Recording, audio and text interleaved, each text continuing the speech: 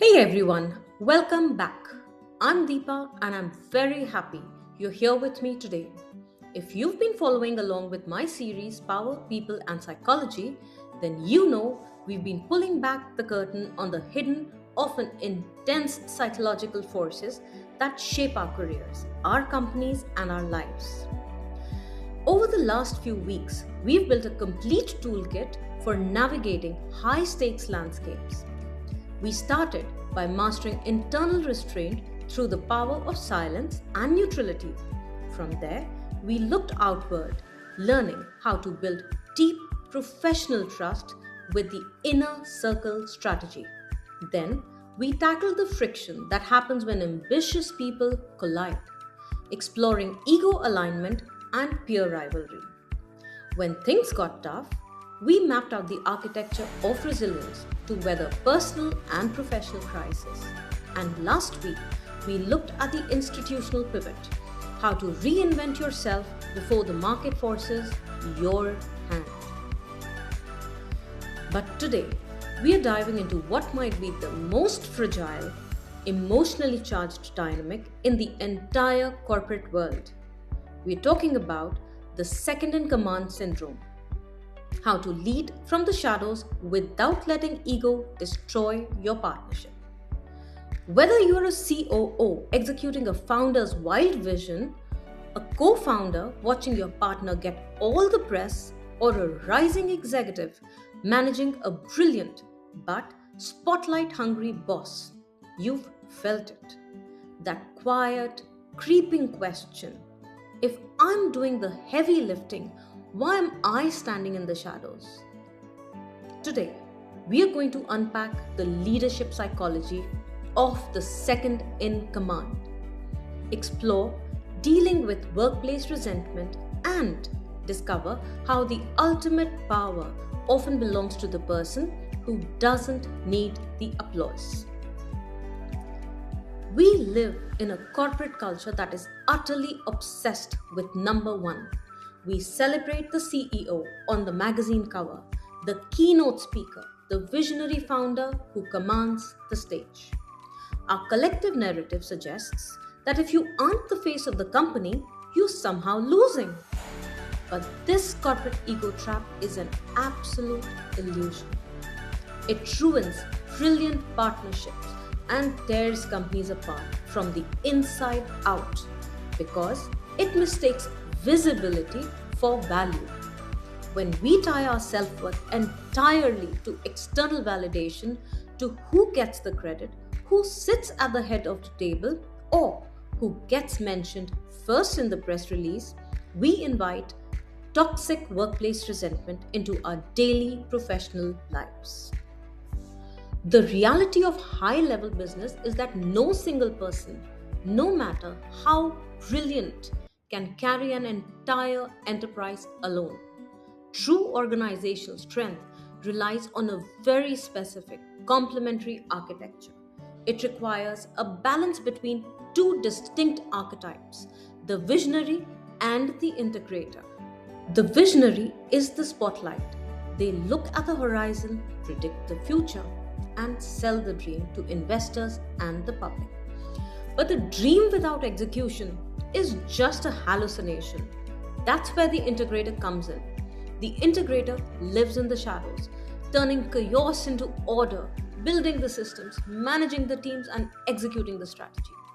It's a brilliant blueprint for success, but it only works if both partners understand the unique psychology of the second in command. When the second in command begins to crave the visionary spotlight, or when the visionary fails to respect the engine running in the shadows, the partnership fractures. To see exactly how this plays out, we only have to look at two of the most iconic partnerships in business history. They represent two completely different approaches to managing the second in command dynamic. First, let's look at the early days of Apple, Steve Wozniak and Steve Jobs. Wozniak was the ultimate technical genius. He engineered the actual machines, meticulously designing the circuit boards that made the personal computer revolution possible. He was content in his lab, driven by the pure joy of creation. Steve Jobs, on the other hand, was the ultimate visionary. He didn't write the code or build the hardware, but he understood how to package it, market it, and present it to the world. Jobs commanded the spotlight. Wozniak built what the spotlight was shining on. For a time, it was a flawless complementary architecture. But over time, the weight of the corporate ego trap began to take its toll. Because the public and the media filtered all of Apple's success through the lens of Steve Jobs' genius, the immense foundational contribution of Wozniak was frequently overshadowed. The friction wasn't necessarily about a desire for fame, but about a fundamental human need for respect and accurate recognition. When a second in command feels their output is being exploited to fuel someone else's ego, resentment is inevitable. Wozniak eventually stepped away from his full time role, leaving behind a partnership that, while historic, suffered deeply from a lack of structured ego alignment. Now, contrast that with the ultimate masterclass in second in command dynamics, Charlie Munger and Warren Buffett of Berkshire Hathaway. For decades, Warren Buffett had been the undisputed public face of Berkshire Hathaway.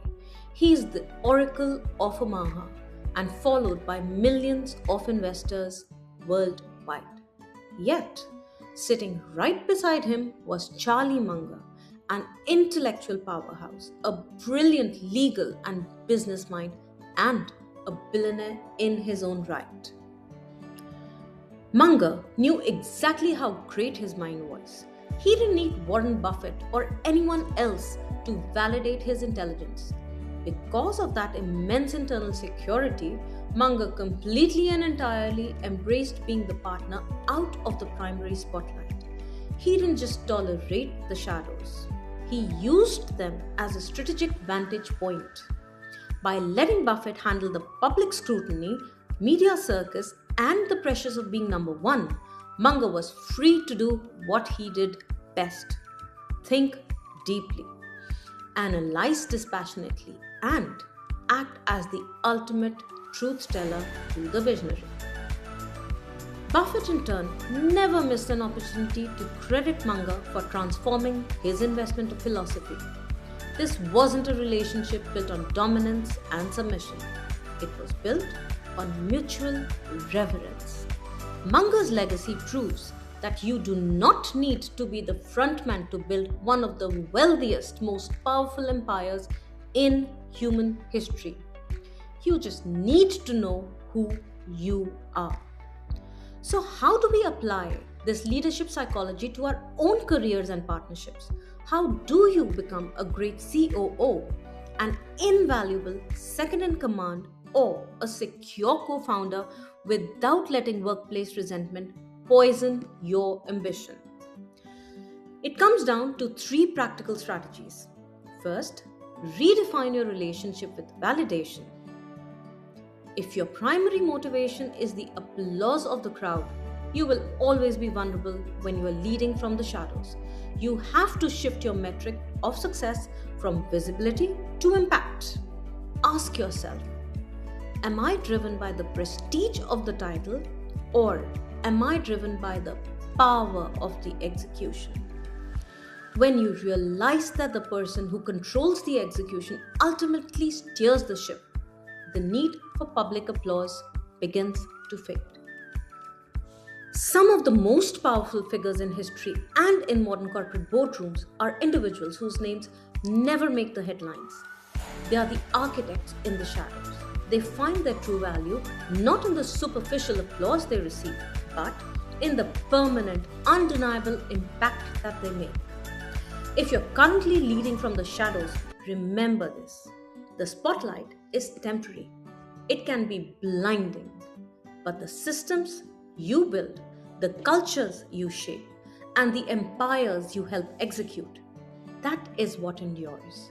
Stand secure in your brilliance, master the second in command dynamic, and let your work speak for itself. Thank you so much for watching.